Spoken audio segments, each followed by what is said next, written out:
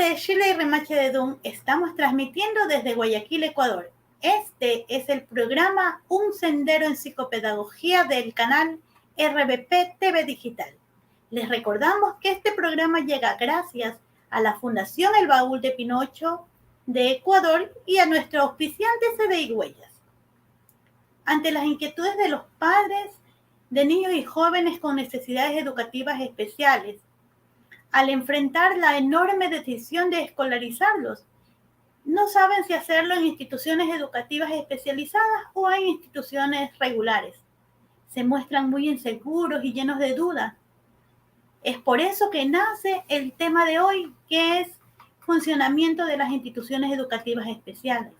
Les podemos dar a conocer que en el Ecuador, desde el año 2018, se creó el diseño de implementación del Modelo Nacional de Gestión y Atención Educativa, el modelo de educación bilingüe bicultural para personas con discapacidad auditiva, y en el año 2019 tenemos que el Ministerio de Educación nos informa que a nivel nacional hay 108 instituciones educativas especializadas que atienden a 8.354 estudiantes. Los vamos a identificar que en la zona 1 atiende estas instituciones especializadas a 982 estudiantes, en la zona 2 a 372 estudiantes, en la zona 3 atiende a 1.050 estudiantes, en la zona 4 829 estudiantes, en la zona 5 777 estudiantes, en la zona 6 1.044, en la zona 7 929 estudiantes, en la zona 8 1.264 estudiantes. Estas instituciones educativas especializadas constan con metodología constructivista, participativa, colaborativa, donde los estudiantes aprenden haciendo, construyendo su aprendizaje. Estas instituciones cuentan con directivos, docentes, equipos multidisciplinarios y de apoyo. También cuentan con bachillerato con 12 figuras profesionales, como son producción agropecuaria, industrialización de productos alimenticios, conservación y manejo de recursos naturales, industria de la confección, cerámica, deportes en equipo, comercialización y ventas, informática, servicios hoteleros, música, pintura, ebanistería, talado y escultura. Para ahondar un poco más en el tema, tenemos a nuestra invitada de lujo. Ella es la máster Jenny Fajardo. Ella es psicóloga en rehabilitación educativa, magíster en psicología educativa, mención educación especial. Fue coordinadora del proyecto de inclusión educativa de la Asociación de Participación Social en pro de las personas con capacidades diferentes. Trabajó en el Departamento de Consejería Estudiantil del Ministerio de Educación, tanto en la Unidad Educativa Fiscal del Milenio, doctor Alfredo Raúl Vera, en el Distrito 09D07, como coordinadora, analista UDAI y pedagoga de apoyo a la inclusión. También fue docente de la Universidad de Guayaquil, psicóloga en el IES, y actualmente es ganadora del nombramiento de la unidad educativa Dr. Fernando López Lara. Bienvenida, Jenny. ¿Cómo está? Muy buenas tardes. ¿Sí se escucha? Sí, sí se escucha, Jenny. Muchísimas gracias por el espacio brindado. Para mí es un gusto poder en esta tarde compartir un poco las experiencias que se van adquiriendo en el transcurso de la carrera, ¿no? Presta a poder dar inicio a la temática del día de hoy.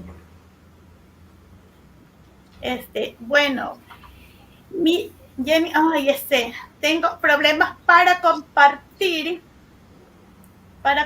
No sé si nos podría ayudar porque no puedo compartir. No me salen las diapositivas en el compartir. Voy a intentar, yo las tengo aquí en mi escritorio. No, es que después desapareces, Jenny, si las compartes tú.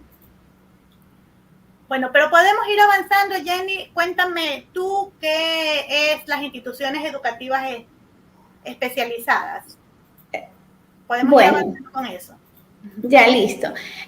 Cuando nosotros hablamos de instituciones educativas especializadas, son precisamente aquellas instituciones que brindan un soporte educativo dirigido específicamente a aquella población en situación de discapacidad, ¿no? Si nosotros un poco hacemos referencia a la parte legal y a los acuerdos ministeriales que se han establecido en función del PRO por la inclusión educativa, pues no, el acuerdo 295.13 nos indica que las instituciones de educación especial son aquellas que brindan atención a chicos con discapacidad intelectual, sea estas en los diferentes grados de severidad. Cabe mencionar que dentro de la categoría de discapacidad intelectual tenemos chicos con discapacidad leve, ligera, moderada, grave y profunda, ¿verdad?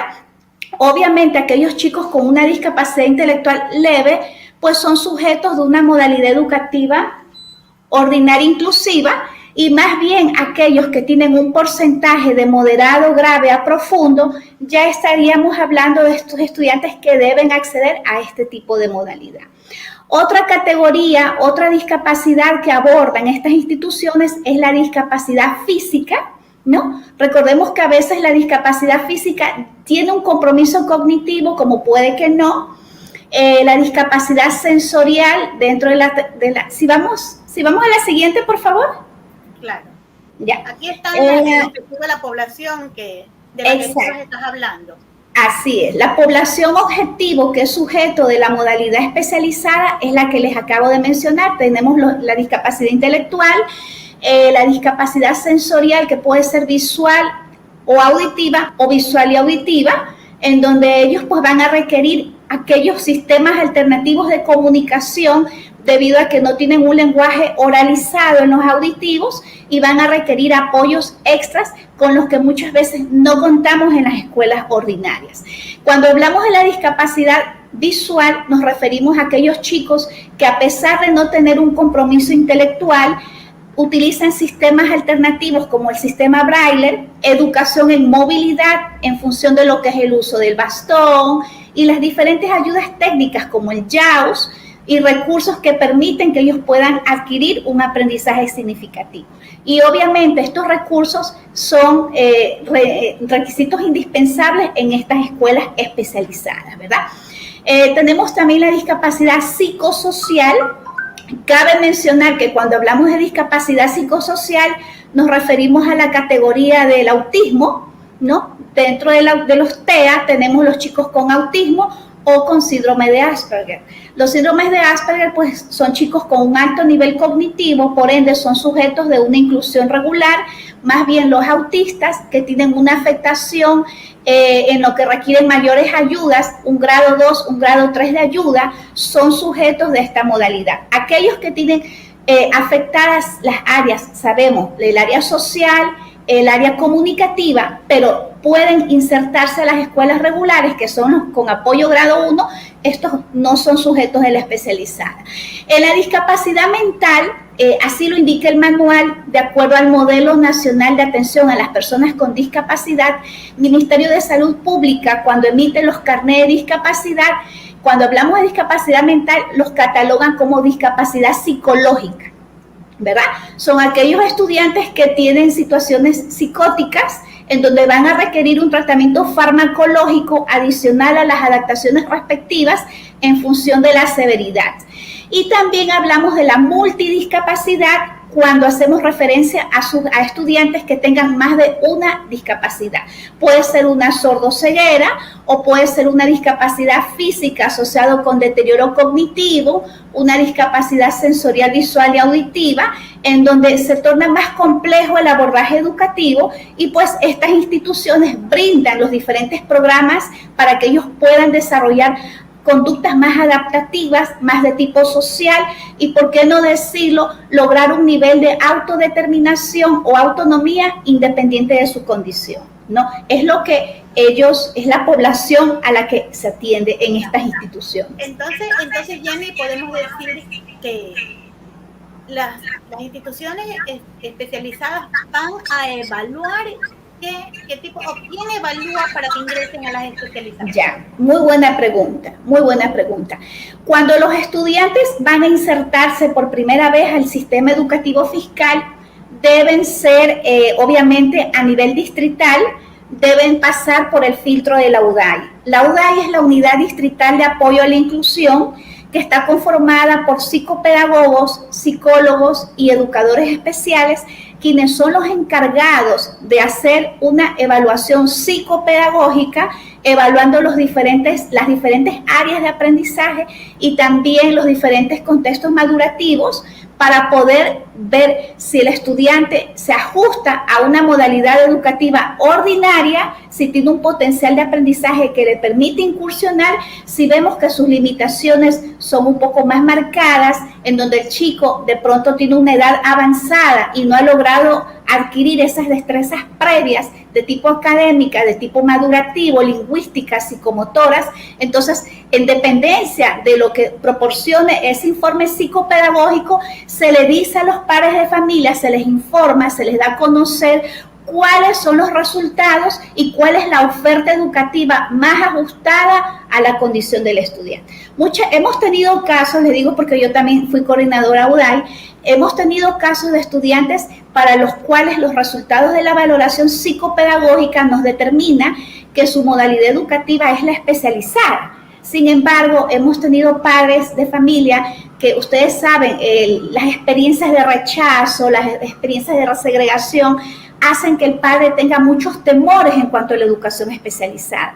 Y más bien por el desconocimiento rechazan esa oferta educativa y solicitan la ordinaria inclusiva, cuando sabemos que el estudiante no va a poder desarrollarse dentro de sus opciones, sino más bien vamos a sobreexigirle un pensum curricular o una modalidad educativa para la cual él todavía no está preparado. Y más bien... la perspectiva que tú me indicas, Jenny, yo podría considerar que los padres deben tomar conciencia de que si presentan estas características que tú nos acabas de indicar, es que es preferible pasar por una evaluación antes de incluirlos a una escuela regular, ¿verdad?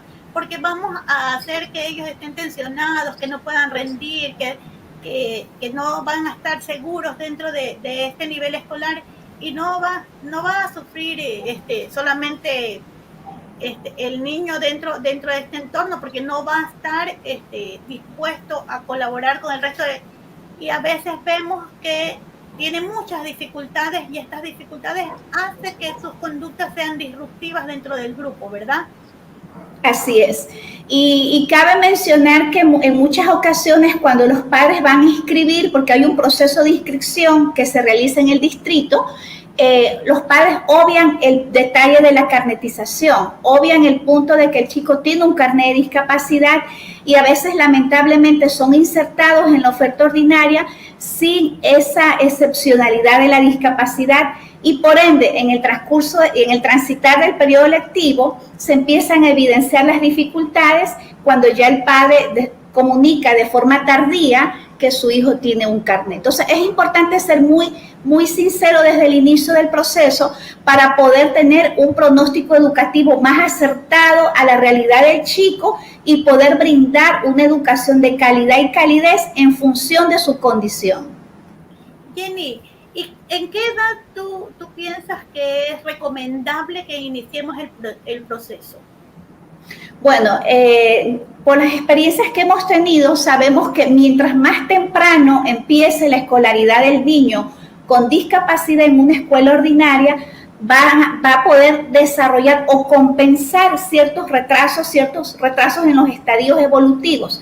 Si hablamos de los niños de educación inicial, los niños de 3 años que se insertan por primera vez, lo ideal sería que se inserten a edades tempranas para que ellos puedan ir adquiriendo todas esas destrezas psicomotoras, lingüísticas, sociales y adaptativas que les permiten no solamente la inclusión educativa, sino la inclusión social, la inclusión sociofamiliar. Entonces, mientras más temprano empiece el proceso educativo de un estudiante, los resultados van a ser más favorecedores.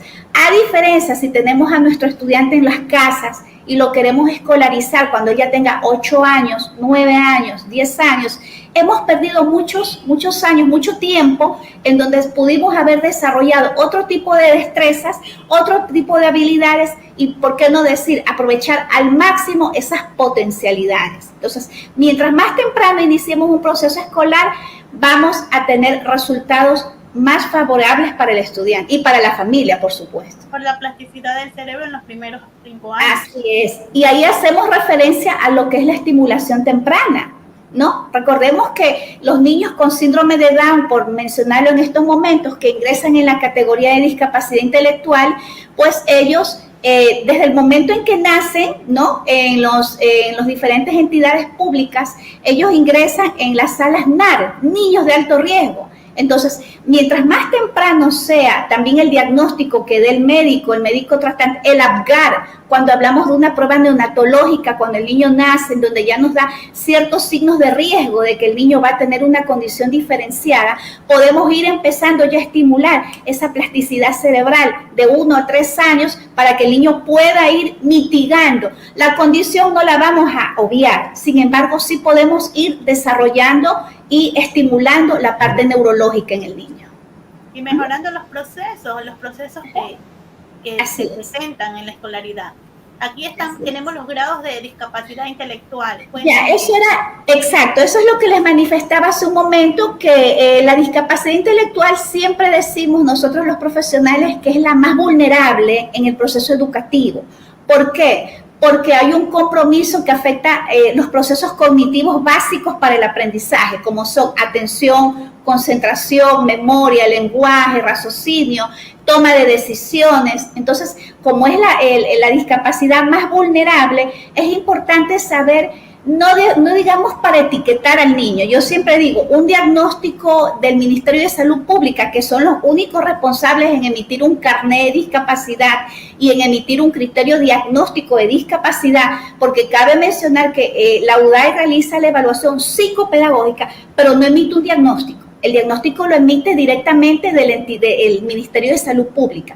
Ellos nos envían los informes en donde indica si tiene discapacidad psicosocial, discapacidad intelectual, discapacidad visual, auditiva, etc. Ellos son los responsables y los encargados en base a criterios diagnósticos ya dados a nivel internacional, aterrizados y contextualizados a nuestra realidad actual.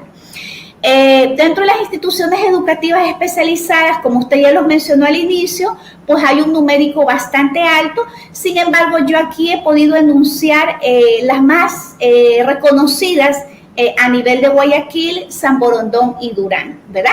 Tenemos pues la Manuel Espejo, que es nuestra unidad educativa especializada del Milenio, que queda ubicada en el distrito 09D03. Tenemos la... ¿Perdón? Yo estaba pensando que era 09D03. Tenemos la Montserrat Morales, también en el distrito 4, 09D04 Tarqui. Tenemos la Calitos Mora, ¿no? La unidad educativa especializada que queda en Monte Sinaí, distrito 8, ¿no? Que también fue una escuela muy estructurada. Incluso ella cuenta con un bachillerato técnico, ¿no? Recordemos que la oferta educativa que también ofrecen estas instituciones está focalizada en función de las habilidades y aptitudes que puedan desarrollar los estudiantes, ¿verdad? Esta está muy organizada, al igual que la Manuela. Tenemos también la María Dominga, que queda en San Borondón también. Hace poco obtuvo su código AMI y su legalización. Cabe mencionar que hay algunas que todavía no tienen el aval como funcionamiento institucional, sino como aulas especializadas. Estas no, estas ya cuentan con él. Y también tenemos la unidad educativa Fernando López Lara, ubicada en Durán, ¿verdad? Esas son como las... Así es, ya fui después de bastante tiempo, porque ya inicié mi carrera ahí también hace bastante tiempo atrás. Entonces, es importante que los padres sepan las diferentes ofertas que tienen, un poco ubicándose en su sector domiciliario y en su contexto, ¿verdad? Porque no podemos solicitar un cupo en Monte Sinaí si de pronto nosotros vivimos en Durán. Entonces, ese es el motivo por el cual se trata de que en cada distrito educativo ya se estabilice, se organice y ya tengamos como funcionamiento. Por ejemplo, en el distrito 09D07, en el cual trabajé muchos años, tiene las aulas especializadas Dolores Cacuango. Todavía están en proceso de legalización, sin embargo, es una institución que ha sido creada.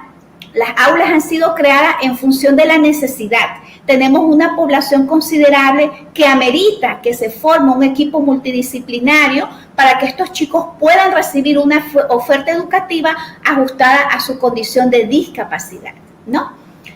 Seguimos. Multidisciplinario, ¿qué atiende? Como les mencioné hace un momento, atienden a población de estudiantes en condición de discapacidad intelectual, físico, sensorial, auditiva, visual, psicosocial, psicológica y multiretos. Cuando hablamos de multiretos, eso me faltó indicar hace un momento, es la población que requiere mayores ayudas. Por ende, en las especializadas se han creado algunos programas que vamos a ver más adelante para ir respondiendo a esa necesidad en dependencia de las edades cronológicas de nuestros chicos. Los niveles educativos. Ustedes se preguntarán, ¿las instituciones educativas tienen grados de escolaridad? Sí.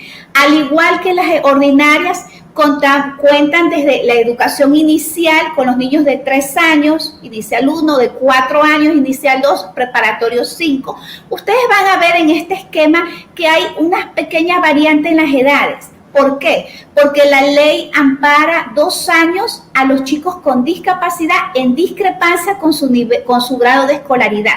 Es decir, que un niño que está en segundo grado en la ordinaria generalmente tiene 6 años, ¿verdad?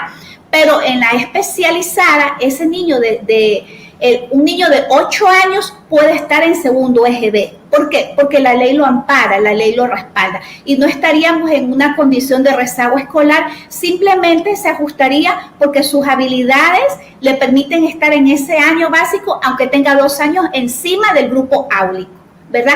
Como ustedes pueden observar, los niveles de educación básica que contempla elemental, media y superior, con las edades aproximativas en función de cada subnivel. Tenemos el bachillerato, ¿no? Como les indicaba, hay instituciones que tienen el bachillerato técnico, en donde los estudiantes se preparan en lo que es turismo y hotelería, en lo que es panadería, en lo que es repostería, y hay otros que solamente tienen el general unificado, en donde igualmente se hacen las adaptaciones respectivas, lo que es la alineación curricular, pero ya focalizándonos un poco en las áreas que oferta. Es importante saber qué oferta la institución educativa a la cual yo, como madre de familia, voy a incluir a mi hijo. ¿Será que a él le gusta atender al público? ¿Es muy sociable? Entonces, todas esas destrezas se van a ir visualizando para ir viendo cuál es el perfil, porque en nuestros chicos también tenemos que ver el OVP, la orientación vocacional y profesional, cuáles son sus preferencias, cuáles son sus gustos, cuáles son sus intereses, y en función de eso, para dónde va orientada, porque no todo el tiempo van a estar escolarizados. Ellos a futuro van a llegar a una inclusión sociolaboral y tenemos que ir preparándolos para ese futuro sociolaboral en donde ellos también tienen que ser muy competitivos con las demandas que hay actualmente. Sabemos que la ley también ampara, hay un porcentaje en donde el empleador debe contratar personas en condición de discapacidad, pero obviamente respetando todos los beneficios que tiene cualquier trabajador en igualdad de condiciones, ¿verdad? Listo, espérame un ratito, vamos a ir a unos cortos comerciales. Sí. En este momento vamos a ir a unos cortos comerciales. ¿Me dice retorno o continuamos?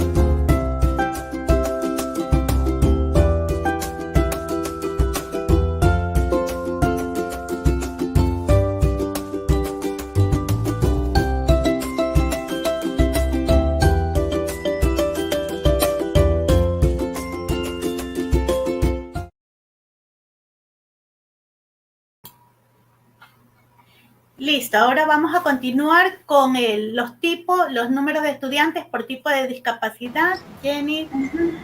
Ok, listo. Bueno, como ustedes se podrán dar cuenta, a diferencia de la ordinaria, en la escuela especializada hay un número minoritario por aula, tanto así que lo indica el modelo, en donde si hablamos de chicos con discapacidad sensorial, ya sea esta auditiva o visual, deben haber mínimo 10 estudiantes por cuestiones didácticas pedagógicas. Recordemos que los docentes tienen que utilizar sistemas alternativos de comunicación y no es muy viable trabajar con un sistema PEX, con un sistema Teach, con un braille, con un sistema de ese tipo, pues con una población de 40, ¿no? Entonces aquí se respeta un poco el numérico, por eso se ha considerado. Sabemos que hay instituciones que sobrepasan esto, hay que ser muy objetivos, también muy realistas. Tenemos una institución a la que todos los papitos quieren llevar a sus estudiantes, en donde tenemos una sobrepoblación, tanto en la matutina como en la vespertina, pero bueno, estratégicamente pues las autoridades tienen que un poco jugar con los números. En la sensorial el máximo es 15, no pueden haber más de 15. En los salones de chicos con discapacidad intelectual mínimo son 8, máximo 10. En el espectro autista, recordemos que el espectro autista, aquellos que requieren mayores apoyos, tipo apoyo grado 2 o apoyo grado 3, van a ser sujetos de esta modalidad educativa. Aquellos con menores dificultades son sujetos de una ordinaria. Tenemos muchos chicos con discapacidad psicosocial en las ordinarias con un excelente desempeño, con un reajuste curricular mínimo porque son muy inteligentes, simplemente se adaptan ciertas estrategias, ciertas actividades. Hablamos de adaptación grado 2. En este caso hablamos de 4 chicos por aula porque ya aquí hablamos de conductas a veces disruptivas, escaso control de impulsos que genera conductas muy exacerbadas dentro del salón, máximo 5. En cuanto a la discapacidad. En multidiscapacidad pues decimos 4 como mínimo y máximo 5. Esa es la población que debe ser atendida de acuerdo a la discapacidad en las instituciones especializadas. Ahora vamos a ver cómo se alinea el currículo, esta alineación curricular. Ya. Cuando nosotros hablamos de reajustes, adaptaciones, en la educación especializada hablamos de la alineación curricular. ¿Qué es la alineación curricular? Es acercar el currículo en función de las necesidades reales del estudiante. Muchos autores refieren pues que es tratar de universalizar el contenido para poder brindar las especificidades de acuerdo a la problemática y a la necesidad de cada estudiante. Cuando nosotros hablamos de alineación curricular, hacemos referencia a que en la especial trabajamos el mismo currículo nacional dictaminado por el Mineduc, que aquí no lo ubiqué con toda lo macro, lo meso y lo micro, porque es un tema un poco amplio de abordar. Si lo desagregamos, si hacemos todo el proceso de gradado de cómo hacer un currículo, nos llevaría mucho más tiempo, pero cabe mencionar que en la especializada trabajamos con el mismo currículo. Hacemos ciertas especificidades, sí, como lo que es el plan centrado en la persona, que es la siguiente diapositiva, en donde vamos a concretar lo de la alineación. El plan centrado en la persona es más o menos como para que tengan una idea, las personas que han elaborado un DIAC, es como un DIAC pero en la escuela especializada, en donde vamos a ubicar datos informativos del estudiante, vamos a ubicar la descripción general de la destreza que queremos desarrollar. En este caso, vamos a ubicar objetivo general, metas específicas, pero no va a ser 100% curricular. Esa es la variante que hay aquí.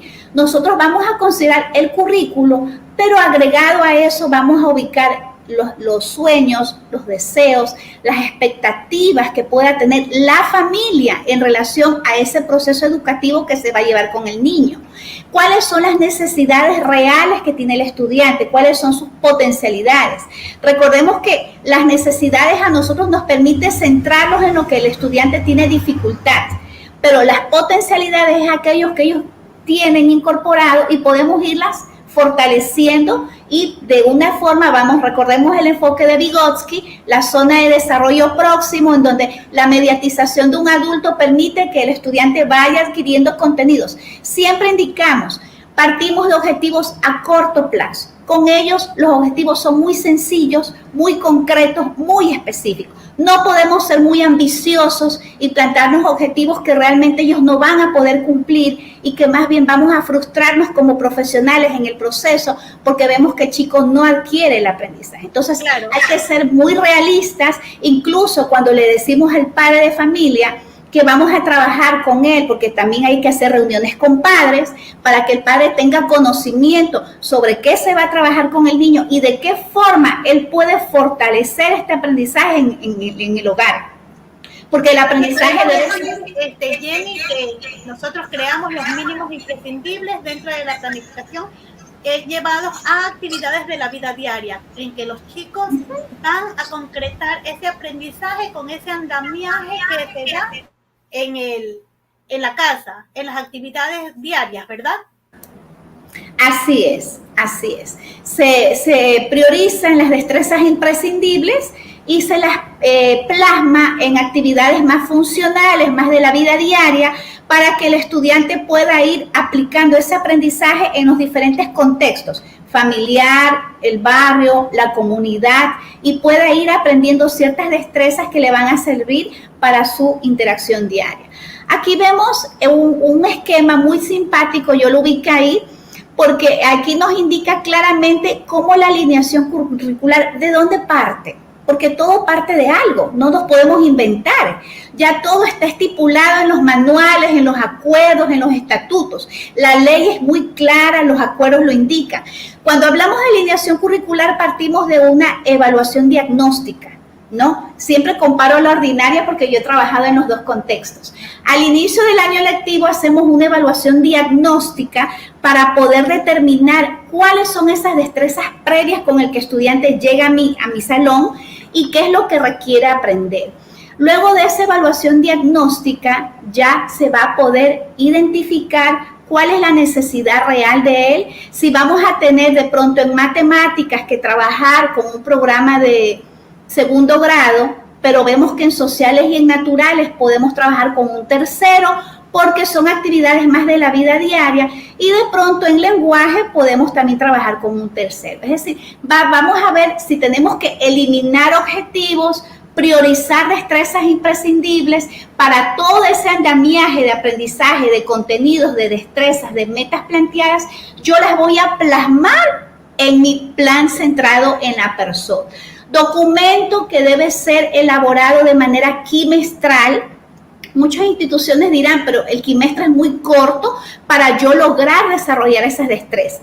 Entonces, generalmente se indica que puede ser quimestral. Si el estudiante no logra el desarrollo de las destrezas en esos 5 meses, podemos retomarlos para el segundo quimestre y poner una observación muy puntual en donde se indique qué faltó reforzar y justificar por qué vamos a retomar esos objetivos en el segundo quimestre, ¿verdad? Jenny, cuando hacemos este plan centrado en la persona, las escuelas especializadas también tienen me imagino que una libreta.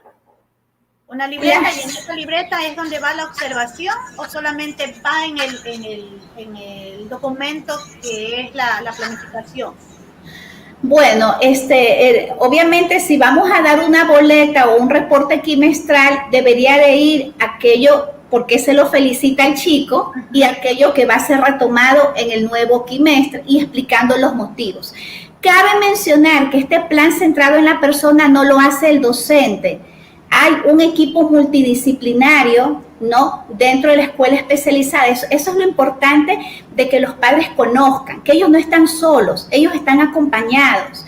Dentro de las instituciones educativas tenemos al docente tutor, que es el docente que está a cargo del grupo áulico, pero adicional tenemos un equipo multiprofesional que está conformado por terapista físico, terapista ocupacional, tenemos terapista de lenguaje, tenemos el psicólogo clínico, el psicopedagogo y la trabajadora social, que son aquellos profesionales responsables de contribuir a este plan centrado en la persona, porque de pronto tengamos un estudiante con una parálisis cerebral espástica y vamos a requerir que el terapista físico, en conjunto con el terapista ocupacional, dentro de ese plan que está haciendo el docente a nivel académico en las áreas básicas instrumentales, vamos a ir insertando ciertas actividades en educación física.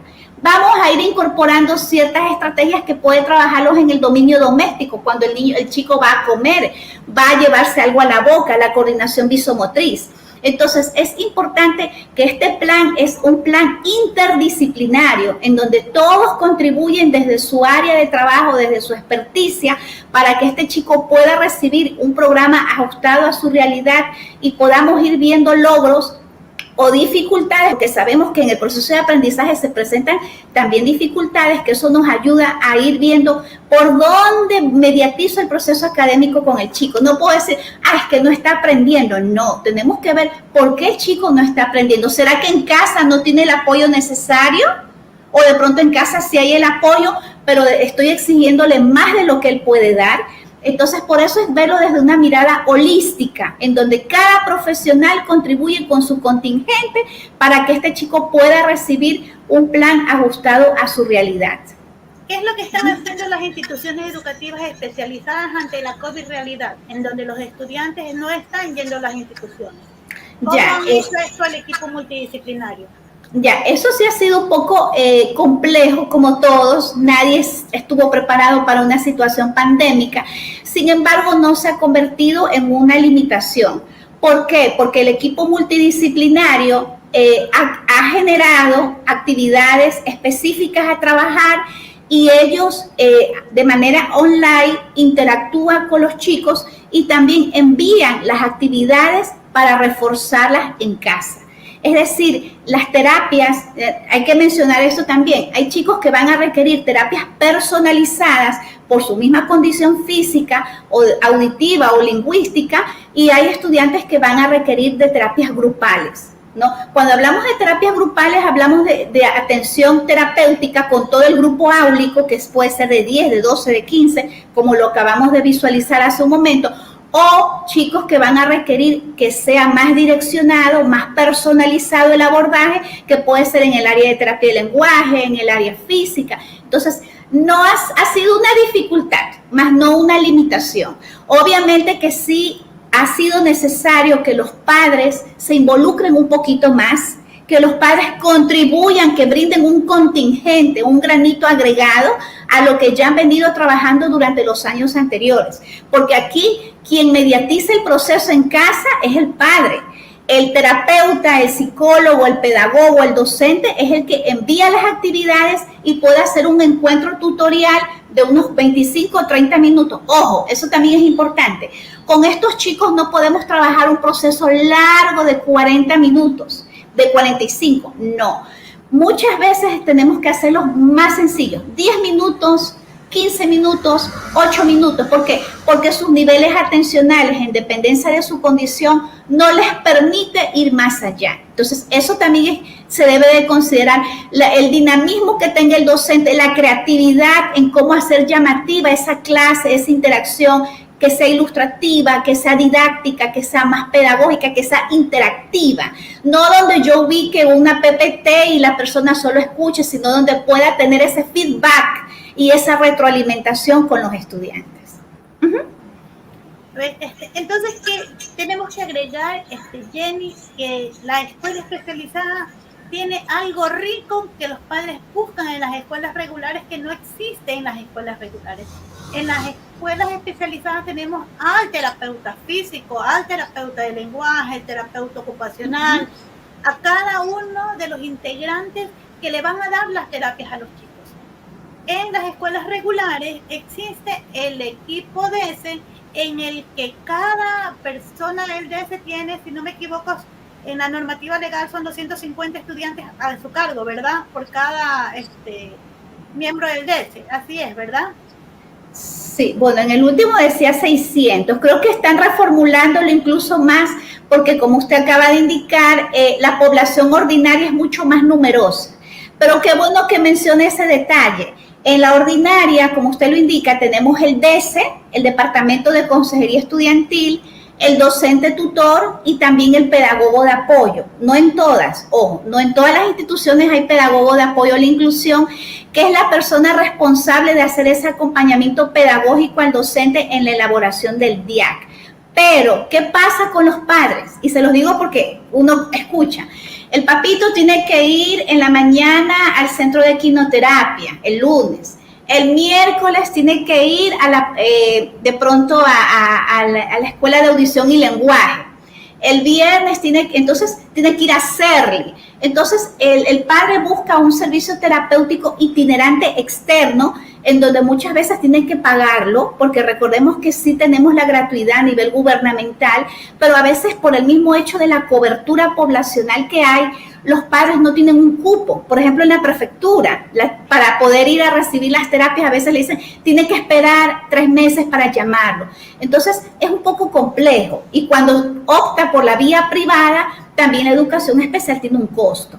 Entonces, esa es la diferencia entre la ordinaria y la inclusiva, y la especializada, porque en la especializada ya existe, como usted bien ha dicho, ya existe este equipo que brinda ese soporte adicional al docente tutor. Y obviamente este equipo no solamente orienta, sino que también da capacitaciones a los padres, hace seguimientos domiciliarios. Podemos ir viendo si hay alguna dificultad en cuanto a la parte sexual. Recordemos que nuestros chicos con discapacidad también tienen ese despertar sexual, que tienen dificultades de canalizar, que no tienen la facilidad de expresarlo como lo haría un niño que no tiene discapacidad. Entonces, para eso está este equipo multidisciplinario, que está internamente en la institución, a diferencia del servicio terapéutico externo al cual deben acudir cuando están en una modalidad ordinaria. Entonces sería más relajado para los padres de familia, porque aquí contamos con todo el equipo, con todo lo que necesitamos, y en cambio, si lo ponemos en una escuela regular, en una ordinaria, como lo indicas, vamos a tener que correr de un lugar a otro, porque ahora ya no solamente la prefectura está dando este servicio gratuito, sino también lo está dando la municipalidad de Guayaquil.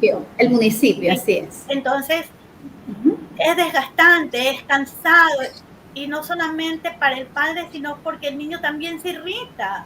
Está cansado, está agotado, está exhausto, porque en la escuela en la mañana está pensando en la presencialidad, ¿no? Imagínate ahora que están estar conectado a un monitor en la mañana por la escuela y en la tarde por las terapias. Entonces, lo ideal sería que vayamos a la especializada. Entonces, sí, pero cabe mencionar que para que se dé la oferta adecuada al chico, debe pasar por un proceso de evaluación psicopedagógica. Claro, pero es que cuando ya nosotros tenemos un diagnóstico, ya conocemos cuál es la mejor opción, sería la escuela especializada, y comenzar aquí, porque la escuela especializada nos prepara para la inclusión. No es que toda la vida los chicos que tienen un mejor pronóstico van a quedarse en la escuela especializada. Ellos forman las funciones ejecutivas para poder hacer la inclusión adecuadamente, inclusive cuando hay instituciones como la escuela de sordos, la escuela de no videntes. Ellos preparan a la escuela que va a recibir a su estudiante, porque no hay discapacidad intelectual, sino que hay una discapacidad sensorial. Entonces preparan a la escuela para hacer esta alineación curricular que estábamos viendo hace un ratito, en la diapositiva que tienes ahí en la pantalla, Jenny. Sí, eso también cabe mencionar que dentro de los programas con los cuales se trabaja en las especializadas es el programa de inclusión educativa. ¿En qué consiste ese programa? En que los chicos que son escolarizados en la especializada, pero van logrando desarrollar las conductas requeridas y se evidencia que el chico va a lograr un mayor aprendizaje en la ordinaria, se hace ese proceso de transición, ¿no? La transición, ¿en qué consiste? En que este chico se lo va preparando tanto a él como a la familia para que él pueda ir en un próximo periodo lectivo a una escuela ordinaria. ¿Cuál es el propósito de esto? Que el estudiante vaya adquiriendo destrezas adaptativas, destrezas sociales, destrezas cognitivas y pueda ir incursionándose. Ahora, no significa que el chico es incluido en la ordinaria y ya, no. Como bien lo indicas, hay el profesional de la especializada, que en este caso podemos hablar de la Escuela Municipal 4 de Enero, que es la escuela de no videntes, la Escuela de Audición y Lenguaje, que también es del municipio, que fue creada inicialmente para chicos con discapacidad auditiva, pero ya por la demanda poblacional que están surgiendo ya en todas las instituciones especializadas hay de todas las discapacidades, es decir, ya tenemos un aspecto ya general de toda la población con discapacidad, hay auditivos, hay físicos, intelectuales, etcétera.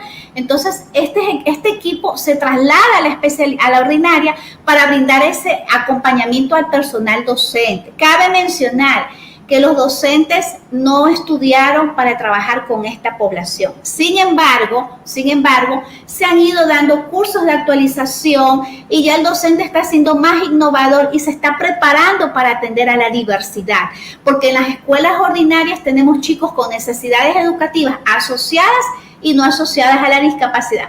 Y estos chicos que ya logran salir de la especial se insertan de manera óptima en la ordinaria y logran concluir, porque eso es lo que se pretende.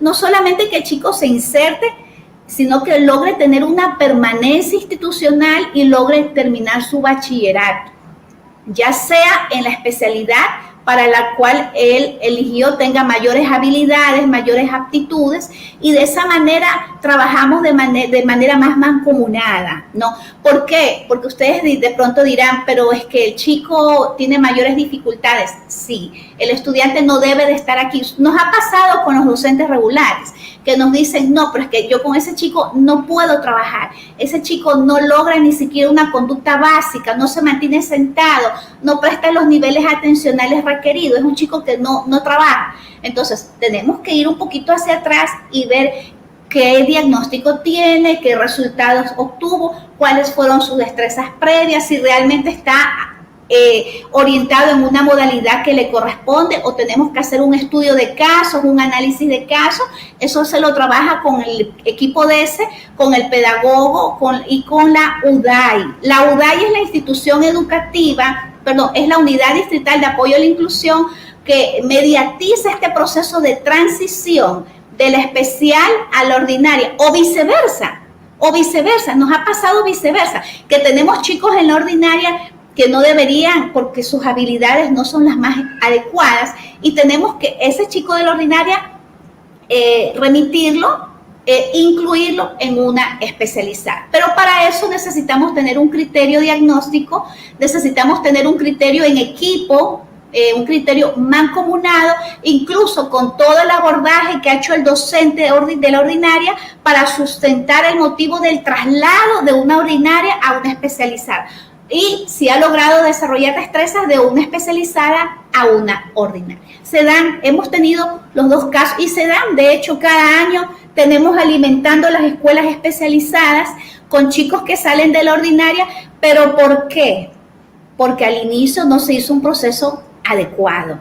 Entonces, lamentablemente estresamos a la familia, al niño, insertándolo en una modalidad incorrecta para a mediados del transitar de los años hacer el traslado, ¿verdad? Cuando pudimos haber hecho lo inverso.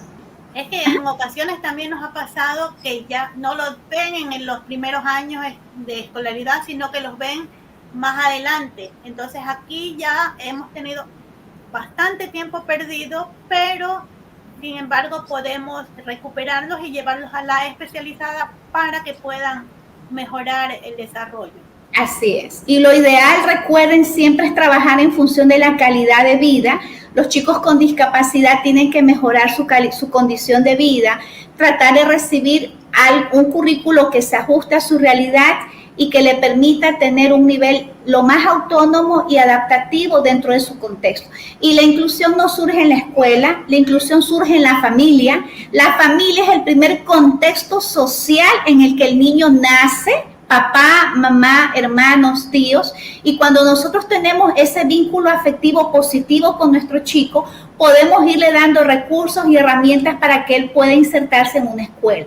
Pero si dentro del contexto sociofamiliar todavía no hemos logrado esa aceptación a mi hijo, o todavía tenemos ciertos dolores que todavía no han sido superados, porque recordemos que tener un hijo con una discapacidad no es fácil. Yo siempre le digo a los padres, yo admiro por la calidad de constancia, perseverancia y ahínco con la que ellos luchan diariamente por sus hijos, llevándolo a las terapias, llevándolo a las instituciones, viendo la forma en que tengan un docente en casa, alguien que vaya a darle las terapias. Entonces, no es fácil y más bien enaltecer a los padres para que sepan que la lucha que no están solos, que este es un trabajo en equipo, es un trabajo en conjunto y que si nosotros trabajamos de esa forma vamos a ver resultados positivos.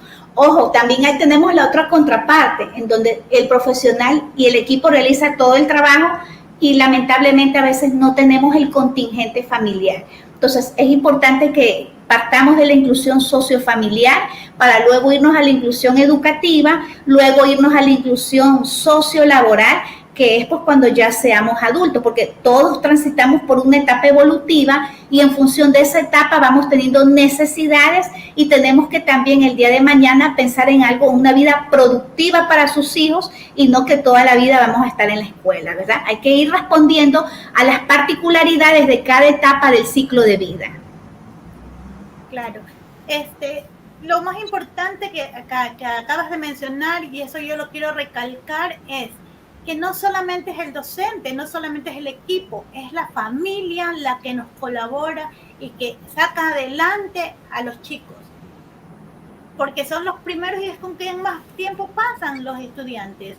Entonces, mucho más ahora, que nosotros solo podemos entregar cápsulas de lo que podemos darles, pero que estas cápsulas las meten en agüitas y las hacen grandes, son las familias. Así es. Así es. Bueno, ya llegamos casi al final del programa. Sí, bueno, solamente concluir con esta pequeña frase, la educación es un derecho que los estados han de promover, respetar y permitir a todas las personas a lo largo de la vida, ¿no? Lo que les decía, no solamente es en la etapa escolar, y hacer efectivo este derecho supone que todos tengan acceso a una educación de calidad en igualdad de oportunidades y condiciones. Todos podemos aprender, no al mismo ritmo, no de la misma forma, no por el mismo canal sensorial, pero algo vamos a poder aprender a partir de nuestra particularidad. Todos somos así, cada ser humano es diverso y tenemos que aprender a aceptarlos con esa diversidad y contribuir con un granito de arena para que nuestros chicos puedan llegar también a ser personas productivas y felices. Muchísimas gracias, Jenny, por habernos acompañado. Muchísimas gracias a Carlos. Excelente tema, nos dicen la Miss Berito, Miriam y Surieta, que también estuvo acompañándonos. Les agradecemos muchísimo. Teresita Toledo, un beso, muchísimas gracias. Andrea, mil gracias a cada uno de ustedes. Les recordamos que este es el programa en Un Sendero en Psicopedagogía. ¿Quieres despedirte, Jenny? Agradecerles por el espacio y a ti, Shirley, muchísimas gracias por el espacio y pues a seguir adelante, ¿no? Que les vaya muy bien. Un saludo y un abrazo virtual. Muchísimas gracias. Nos vemos, Jenny. Muchísimas gracias a todos los que nos han seguido en cada una de las redes. Les mandamos un fuerte abrazo al Instituto Mexicano de Psico-Oncología INPO de México, al personal que nos ve desde la Concordia, a los estudiantes de Psicopedagogía de la UNIR y a cada uno de ustedes. Les mando un fuerte abrazo. Recuerden que todos los jueves y que el próximo jueves nos estamos cambiando de horario desde las 5 de la tarde. De 5 a 6 de la tarde vamos a tener el programa Un Sendero en Psicopedagogía por el canal RBP TV Digital y con nuestro auspiciante CDI Huellas. Hasta la próxima semana, 5 de la tarde, recuerden, desde Guayaquil, Ecuador. Se me fue.